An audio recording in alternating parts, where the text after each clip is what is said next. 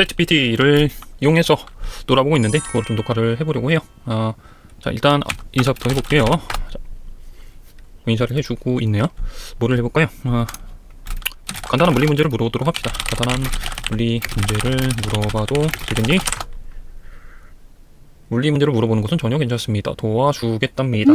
간단한 거를 한번 물어보도록 할게요. 물체가 낙하하는 동안 저항력을 받아가지고 정단 속도에 도달할 때 그거 관련해서 물어보도록 하죠. 중력과 속도를 세팅합시다. G라고 하자. 질량이 M인 물체가 초속도 0으로 낙하를 시작한다. 물체가 낙하하는 동안 공기 저항을 받는 거를 넣어줍시다. 저항력은 물체의 속도 크기에 비례하고 그 비례 함수를 있다고 하자. 자, 이 물체의 정단 속도를 구하시오. 조건을 좀 답시다. 단 해가지고 주어진 문자만 활용할 것. 자, 이렇게 물어봅시다. 제대로 대답을 하나. 중력 크기는 mg입니다. 그 다음에 저항력 kV로 표현을 한답니다. 그래서 운동 방정식을 하나 언급을 하고 mg-kv가 ma입니다.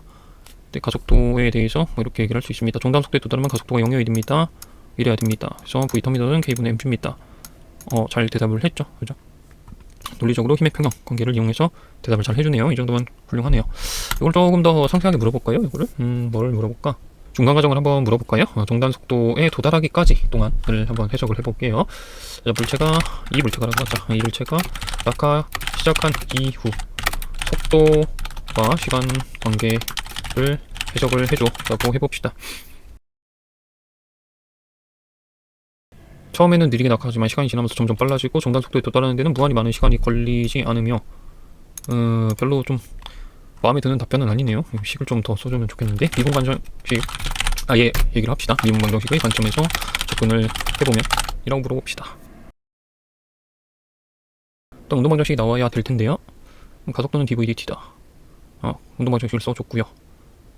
이게 이제 미분 방정식을 푸는 방법이 변수 분리법을 사용할 수 있다. 그래서 적분을 양변을 때려주면은 v에 대한 일반식을 만들 수 있을 겁니다. 그래서 이런 식으로 지수함수, 시간에 대한 지수함수가 결론으로 나옵니다. 이게 이제 맞는 것 같네요, 형태가.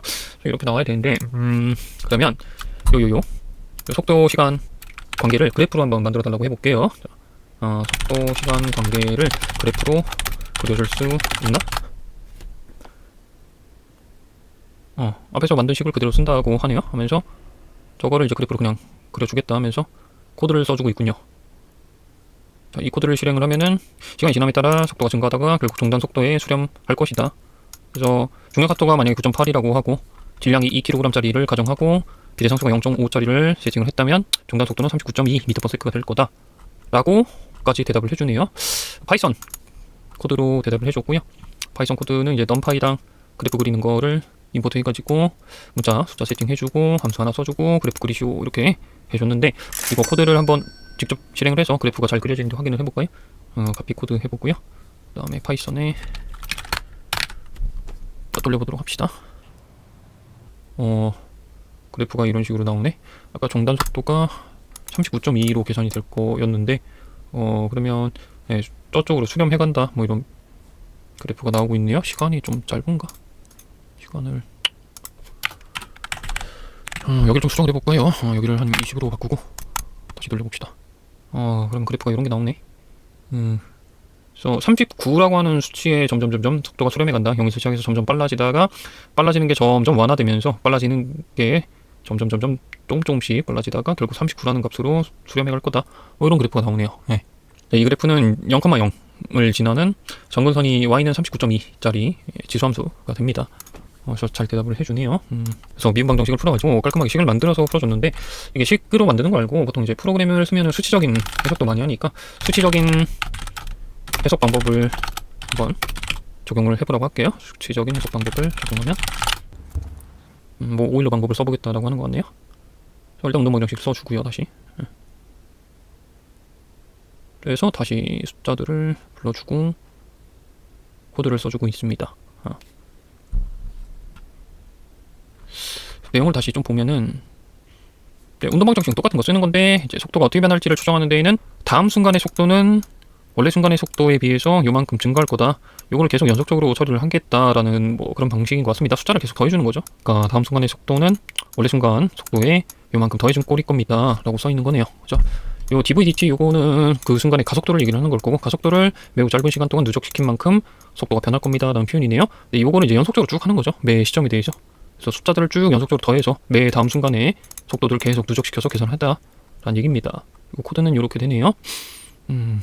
그래서 반복 계산을 하는 게 코드로 만들어져 있고, 반복하는 시간 간격은 0.01초. 그러니까 0.01초 간격으로 다음 순간의 속도를 계속 계산을 연속적으로 누적해 간다 라는 코드입니다. 이것도 한번 복사를 해서 실행을 해보죠. 똑같은 게 나오나?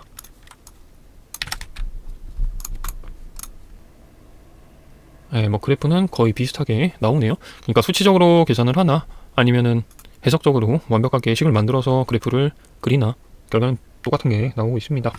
그러면 이게 이제 오일러 방법이라고 얘기를 하고 있는데, 오일러 방법 유명하죠. 오일러의 방식에 대해 조금 더 설명해보라고 물어보도록 할게요. 네, 오일러 방법은 미분 방정식을 수치적으로 근수하는 방법 중 하나고 어쩌고저쩌고.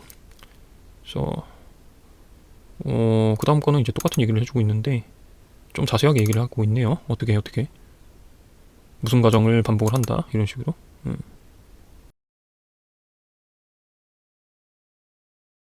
직관적이지만 정확한 해를 구하는 데는 제한이 있습니다. 오차가 커질 수 있으며 수렴 문제가 발생할 수 있습니다. 자, 수렴 문제가 발생할 수 있다는데 수렴 문제가 뭔지 좀 더 얘기를 해달라고 합시다. 수렴 문제가 어떤 거를 말하는 거지? 여기서 수렴 문제가 어떤 걸 말하는 거지? 수렴 문제는 원하는 결과로 수렴하지 않는 상황을 얘기를 합니다. 그래서 수치적으로 해석을 할 때는 이상한 값으로 이제 수렴해가는 경우가 이제 발생을 하는데, 그거를 해결하기 위해서는 이런 방법들이 있다라고 제시를 해주고 있네요. 계속 숫자를 대입을 해가지고 딱 맞아지는 순간까지 계산을 계속 해가는 거다 보니까 엉뚱한 쪽으로 출발을 자체를 엉뚱한 쪽으로 가버리면은 이상한 숫자로 계속 빠지는 경향이 있어서 완벽한 방법은 아니다. 뭐 그런 정도로 이해를 해볼 수 있겠네요. 맞는 대답인가? 뉴턴법. 맞는 것 같긴 한데.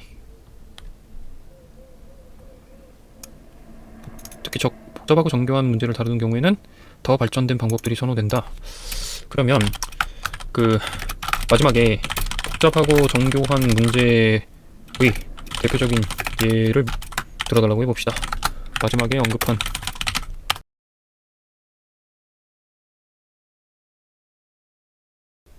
유체역학에 대해 좀 더 물어봅시다. 그럼 유체 분야에서 해당되는 대표적인 예,